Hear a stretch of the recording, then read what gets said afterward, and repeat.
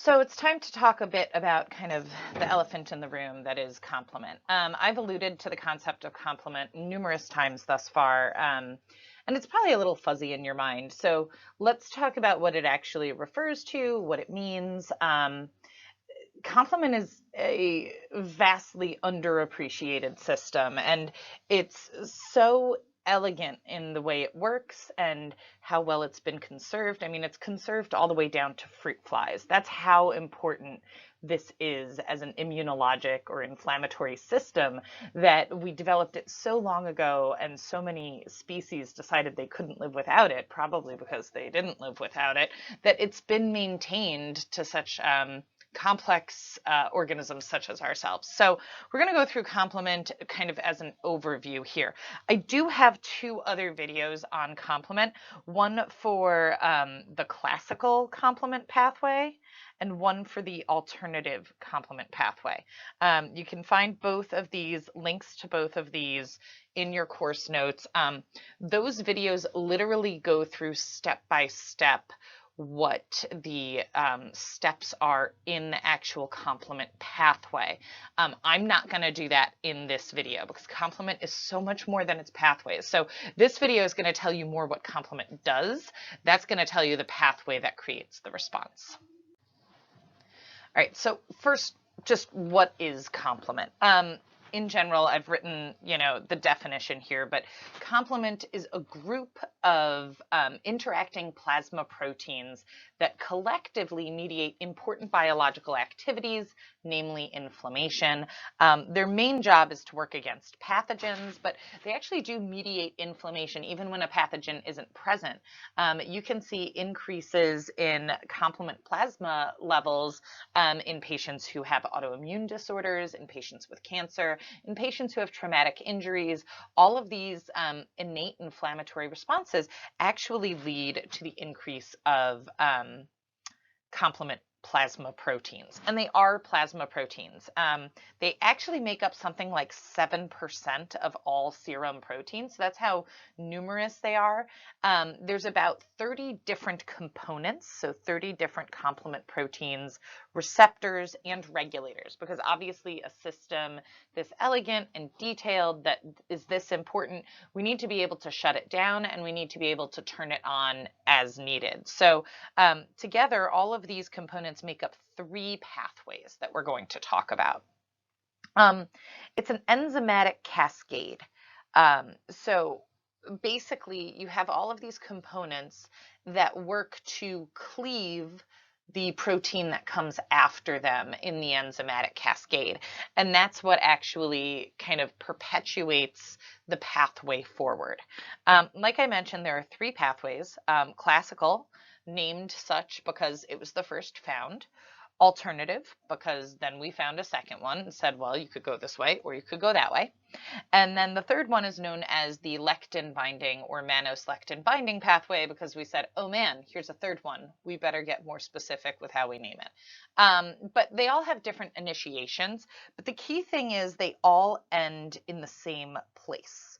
All three of them start differently, but they all end with something known as the membrane attack complex, or MAC. So they kind of have these initial steps that involve different proteins or different triggers, but then at one point they all kind of coalesce at one linchpin point, and then from that point on they follow the same steps. So if you can learn half of the pathway for each three pathways, then you can just memorize one for the remainder of it. Still a little confusing. Okay, so all of the components for complement are actually synthesized in the liver. They're part of your acute phase reactants. I've talked about these a little bit. I know that your biochemistry professor talks about these as well. I'm sure your practitioner role leaders and Some of the other people you'll interact with as part of this curriculum, we'll also mention them. Acute phase reactants include things like CRP, certainly complement, mannose-binding lectin, some of your immediate cytokines. All of these things can be created, and the liver is a great place to synthesize these. There is some local tissue synthesis by macrophages, but that's not your main source of this. Main source is going to be in the liver. The other thing to keep in mind, like I said, this is a powerful system. It's, very, very effective at driving the inflammatory response forward. So we need to make sure it doesn't get turned on accidentally. And so when we first encounter any of the complement components, they're functionally inactive. Okay, so they're in a conformation that isn't really capable of perpetuating the response. Then at some point we get a change in that conformation, normally via some sort of cleavage event that basically changes it into a different shape. Okay, and then at that point it's able to bind something new, or it exposes an enzymatic active region of the protein that's going to lead to the next protein in the cascade being cleaved, and so on and so on and so forth, until we make that membrane attack complex that I mentioned earlier. All right, so let's talk about naming things. As I've mentioned before, immunologists are notoriously bad at naming things, and complement really takes the cake in this at how bad a job we did at naming things. It's a little bit lazy. So complement begins with the letter C, so we just went with that. Literally, like every component is C and then the number in the order it was found, not even the order it's used in the pathway. So the classical complement pathway, technically there are 11 different proteins, but really only 9 of them play a role in the actual cascade. So those are the ones we're going to talk about now. Literally, they are named C1 through C9. But that is not necessarily the order they work in. They actually go C1, then C4, then C2, 3, 5, 6, 7, 8, and 9. So you just have to remember that 4 jumped ahead in line, and then you're good. When each preceding one is cleaved, then it gets cleaved into 2 pieces, and that piece will be called either A or B. So for example, C1 is going to cleave C4. And when it cleaves C4, it's going to make C4A and C4B. And one of these will be involved in maybe binding and perpetuating the pathway, whereas the other may have a different function. And that's the other thing. Remember, I've said before, the immune system is very waste not, want not. So we're going to use every component as best we can, okay? There's one exception to this C4A, C4B, or C2A, C4, C2B nomenclature, and that's C1. C1 actually has 3 subunits. C1 actually looks a little bit like a camera tripod. It's funny because my video camera is actually on a tripod right now, and I was thinking, oh, I'll just grab that and show them, but then you wouldn't be able to see it because the camera's on it. But you get what I'm saying, so I kind of drew a bad one here. So it looks kind of like a camera tripod where you've got these different C1Q, C1R, and C1S segments. And when it binds its triggering protein, which actually is IgG, it actually leads to a conformational change that exposes the enzyme that then is able to go on and cleave C4. So C1 is the only exception to this rule. All right, the alternative complement pathway. Alternative complement pathway uses basically C3 through C9. So all of these guys are going to come to play in the alternative pathway.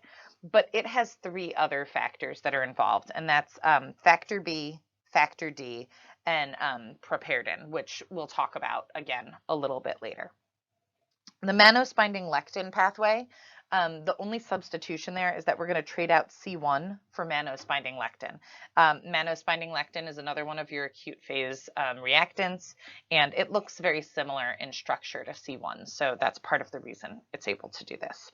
There are also several control proteins, and these are really necessary for regulation of the complement pathways, and they're given names for their functions. So things like C1 inhibitor, which obviously inhibits the activity of C1. There's something known as C3b inactivator. That's actually a really important one, because as you'll see if you watch the complement sequence videos, C3b so key in perpetuating this response. So if you can shut down C3b, you can actually really shut down the entire complement pathway, and not just one pathway, all three of them. And then there's DAF, which is decay accelerating factor. It literally just leads to quicker breakdown of the proteins. Okay, like I said before, I'm not going to go through these pathways. This is just kind of an image of them that I found online. But you can see the classical pathway starts with C1, and then we do C4, C2. This is the C3 convertase, and that cuts C3. And then basically we go on to make this, which is your membrane attack complex. In the alternative pathway over here, once we get to C3 around here, we can get to C5, and from C5 make MAC. Mannose-binding lectin, it basically works the same as classical, just this step is different. But either way, we're always getting to that membrane attack complex. So you can go and check out those other videos if you really want to know what these pathways look like. I'm never going to ask you to draw the complement pathway for me. It's more important to me that you know the biological activities of the different complement fragments. So let's spend more time on that. So while it might seem that all complement activities are meant to lead to the formation of the MAC, the MAC is actually a very small part of the story. Complement is so much more than punching holes in the cell walls of cells. It's more about promoting the inflammatory response and the immune response, and kind of acting as like a helper cell in an innate function. The most important function of complement is opsonization. And really the most important function of complement is the biological activities of its components. And those are kind of summarized in this table here. So C3b and IC3b, and even to an extent C4b and C5b, these are opsonins. And opsonization is by far the most important concept in really all of complement. So what does it mean? I have a definition here, but basically it says when particulate antigens become coated with C3b. This is very fancy language for basically saying if I have a bacterium here, okay, so let's say I have this gram-negative rod here, okay? I don't know why it's gram-negative if it's green, but let's go with it. All right, let's say this yellow color is C3b. C3b is going to coat this bacterium, all right? It's coating it all over. Now, I have this phagocyte over here. It's basically going to have a very easy time reaching out with a complement receptor, so something like CR1, which is in fact a complement receptor, and grabbing onto this bacterium and ingesting it, okay? Now, if it didn't have complement, we still have this, right? The phagocyte reaches out and tries to grab it with, say, some sort of scavenger receptor, phagocytic receptor, and it can't, because basically this is going to move away, okay? And that's because of that capsule. So remember, whenever I talk about microbiology, I talk about bacteria that have a capsule, and the capsule is antiphagocytic. And the reason for that is basically the capsule is slippery. So the phagocyte reaches out to like grab it, and it rolls away or slides away because it's slippery. I liken this to eating corn on the cob. If you're like me and most of America, and certainly my kid, you get corn on the cob. One of the things you do is you put butter and salt on it, right? And if you pick it up and eat it without the little corn thingums in there, so if this is my corn on the cob and Here's my little corn thingums. If you have the corn thingums in here, I don't even know what they call them, but you have these on both ends, then you can a lot easier pick this up with your hands, grab it, and eat it. And then you're going to be happy because you got to eat the corn. But if those aren't there, then the corn's just going to roll away. And that's pretty much the same thing that's happening. So opsonins are essentially the corn thingums that make it easier for the phagocyte to eat the microbe. And opsonization is actually the most important biological activity of complement, hands down. I think it increases the efficiency of phagocytosis by like about, I think I said like 100-fold, but it might even be 1,000-fold. Like it's just an incredible amount how helpful this is. But that's not all. There's so much more that complement does. So C2, when C2 gets broken down during the classical complement and lectin complement pathways, C2b acts as a kinin. Kinins are basically vasoactive, so they're going to activate the vasculature and basically make it so that the vasculature is able to allow more inflammatory cells in. They're going to increase vascular permeability, edema, pain, all of those things. And that sounds like a bad thing, like edema and pain, but remember, we're trying to make an immune response. So edema and pain are actually kind of side effects of that immune response, and kinin plays a role in that. Anaphylatoxins, where do I have those? So anaphylatoxins are things like C5a and C3a, and to a lower extent, C4a. The anaphylatoxins are these small fragments, and they actually interact with basophils and mast cells. Now, for those of you that suffer from food allergies, these are the guys that might lead you into anaphylactic shock, because basically when these guys get activated, they cough out histamines and bradykinins and all these really potent inflammatory molecules. So these are vasoactive inflammatory mediators like histamine and heparin, prostaglandins, leukotrienes, and all of these mediate inflammation. And the net effect is basically smooth muscle contraction. And that's what basically leads to difficulty breathing and bronchial constriction and increased vascular permeability. So you get all of those effects. C5a. C5a is actually really helpful. C5a recruits neutrophils. It's a chemotactant. It's basically a chemokine. So it's like an innate mechanism chemokine happening right there. It can also recruit eosinophils, monocytes, macrophages, and this way they'll migrate towards higher levels. So basically complement shows up in an area and sets up shop, and just by doing its thing, it creates C5a, which further recruits more inflammatory cells to the site.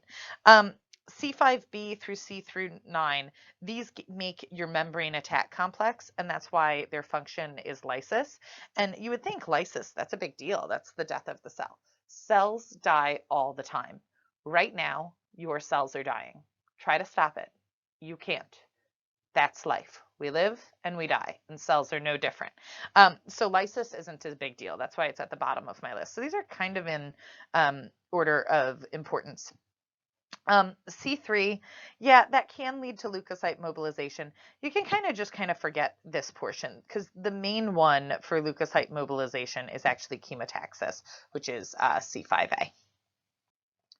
All right, so like I said before, complement is incredibly complex, and hopefully after listening to all of the biological activities of complement, you have a really good understanding of the potential for unchecked inflammation and powerful destruction that could happen as a result of complement activation if this system was unchecked. So thankfully, we have some ways to control it. First off, these proteins are made and then they are decayed. There's certainly cleaving enzymes like the C3 convertase and the C5 convertase, and those decay by loss or dissociation if those connections, like if a C4b C2a, which makes up the C3 convertase, so basically the thing that is able to cleave C3. If C4b and C2a are no longer associated, then you don't have a C3 convertase anymore. So these proteins, they're only active for a very short period of time. There is also a factor known as decay accelerating factor, which does exactly that. It's sometimes known as CD55, and basically it just speeds up how quickly these proteins decay. There are also labile binding sites. So if you're producing a ton of C3b or a ton of C4b, you need to be able to get rid of it quickly if you've decided that the immune response is over. So there are basically these hydrophobic surfaces that they have to bind within 0.1 seconds or they'll be inactivated. So there's certainly a clock on it, and there are only certain places that they're able to bind. There are control proteins on cell surfaces. So basically, if it binds a certain type of receptor, then it won't function as well, or it acts as a cofactor for other inhibitors.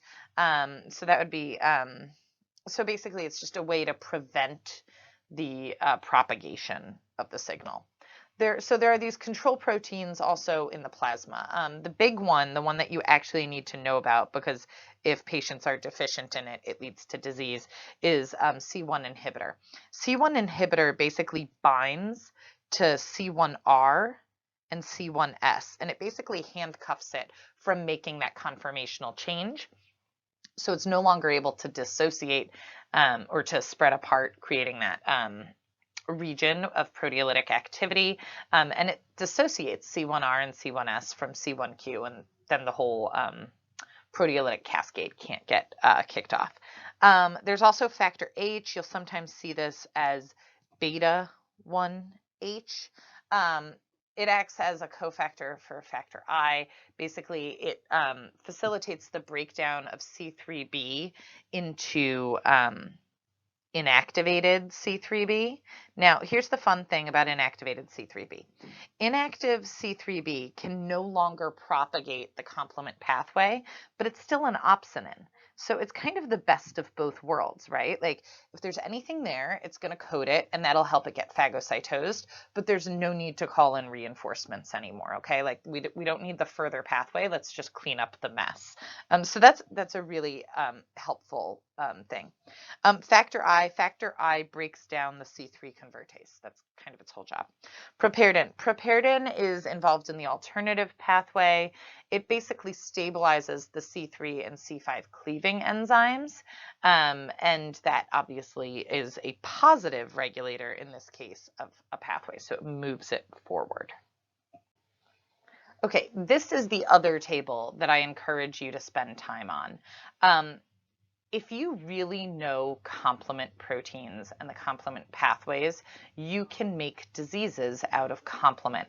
And STEP loves to do this. Like STEP uses diseases to ask you about complement. So this is a really great way to look at complement. So you need to think about, if I was deficient, what would be the end result? All right. So you're going to see something kind of interesting. For both here and here, you see these repeated infections, SLE-like, lupus, SLE-like, chronic renal disease, repeated infections. And the mechanism is the same, right? Unable to clear antibody-antigen complex, unable to clear antibody-antigen complex. So what does that mean? All right, first off, what is an antigen-antibody complex? So if this is my antigen and it has an antibody bound to it, this is an immune complex or an antigen antibody complex. This is the goal of the antibody. Find the thing, bind the thing. That's the whole point of the antibody. What the immune system does with this antibody bound to its antigen afterward is not the antibody's affair. Its whole job is to just bind it. Now, who does worry about that is complement. Complement sees this and needs to clear this complex. We don't want too many of these floating around. So complement's whole job is to clear these immune complexes. That's one of the big things it does. So the way it does that is C1 can bind to the Fc receptor here, and that'll get rid of it. So that's why if you're deficient in C1, you're unable to clear these antibody antigen complexes, and it can look like an autoimmune disease like lupus, because lupus is actually the mechanism behind lupus is really just that you have too many antigen antibody complexes. Now, C3 is an interesting one. C3 is kind of shared by a couple of the pathways, right? But the mechanism is still unable to clear antibody antigen complexes because we never get to the step of actually creating opsonins. And remember, C3 is a potent opsonin. If we can't cleave C3, we don't make C3b, we don't make IC3b. These are our most potent opsonins, and opsonins are so key. And one of the ways we clear antigen antibody complexes is by opsonization. So if we can't make opsonins, we can't clear them. So that's why you wind up with the same thing. So for C1 and C3, we're going to see a decrease in the clearance of antigen antibody complexes. We're also, if we lose C3, we're not going to create opsonins. Mannose binding lectin, if you're deficient here, you might wind up with some multiple infections and you're going to have some decrease in opsonization, but there is some redundancy with C1 and C3. So that's not as difficult a deficiency as, say, a C3 deficiency. Here's an interesting one. So I've told you that the membrane attack complex is technically C5 through C9. All right. You'll have to watch the videos to kind of get this for real, but just trust me on this, that if this is my membrane, C5 through C8 is basically enough to punch a hole in that membrane, okay? And cells don't like holes in them, so then the cell lyses. So if you're deficient in any of the components from C5 to C8, what you're going to wind up with is repeated Neisseria infections. This is a big one. You have to know this one. Neisseria gonorrhea or Neisseria meningitidis. If you have a patient that's had gonorrhea like 3 or 4 times, first off, we should probably talk about some methods for prevention. Second off, they might be C5 through C8 deficient because they're enough. While C9 is actually what kind of crosses, there is no disease or symptom associated with C9 deficiency. There's no readout. C9 just kind of speeds up the process, but C5 through C8, that's going to get you repeated Neisseria infections. Okay, so let's talk about some of the other ones that you might see. If you're deficient in C1 inhibitor, what this literally means is that you can't turn off the classical complement pathway. So it's always on. One of the things that we've talked about is that complement proteins have biological activities. And some of those activities include things like anaphylatoxins and kinins and chemotaxins. And these things all contribute to vascular permeability, creating an activated vasculature, edema. So basically, you wind up with hereditary angioedema, just constant inflammation that leads to basically increased permeability in the vasculature because you're unable to turn off the complement pathway. This is similar, C3b inactivator and C3 in receptors kind of looks the same as a C3 deficiency. You're not using C3 correctly, so we wind up with repeated infections and you're unable to clear the antibody antigen complexes. Beta-1 inhibitor deficiencies, we actually tend to see that with HUS, which is a hemolytic uremic syndrome. And again, it's just basically that we're unable to turn off complement.